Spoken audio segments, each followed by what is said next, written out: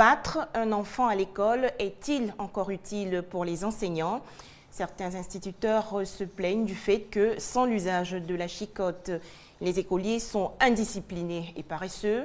Aussi, pour changer cette vision, la Ligue pour la lecture de la Bible en Côte d'Ivoire a-t-elle rencontré l'inspection de l'enseignement primaire de Yopougon?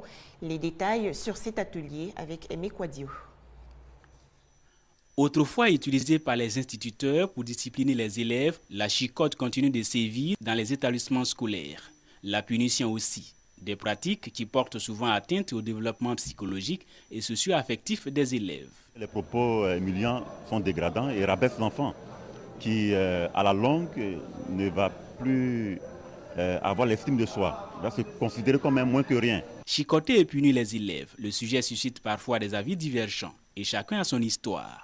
C'est en fait une bonne chose, mais dans un certain nombre de mesures. C'est-à-dire qu'il faut mettre un certain nombre de limites.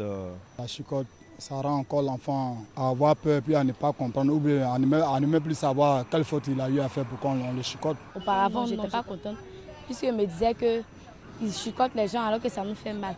Mais après, j'ai vu que chicoter, c'est pas un mal, c'est pour lui faire avancer. Le châtiment corporel des élèves est encore une réalité dans les classes. Pourtant, le ministère de l'Éducation nationale a rédigé en 2009 un arrêté interdisant la punition physique et les propos humiliants à l'encontre des élèves. Pour mettre fin aux punitions et châtiments des élèves, la Ligue pour la lecture de la Bible Côte d'Ivoire initie un atelier. Objectif, former les conseillers pédagogiques et directeurs d'école de l'inspection d'enseignement primaire de Yopougon 3 sur la discipline positive.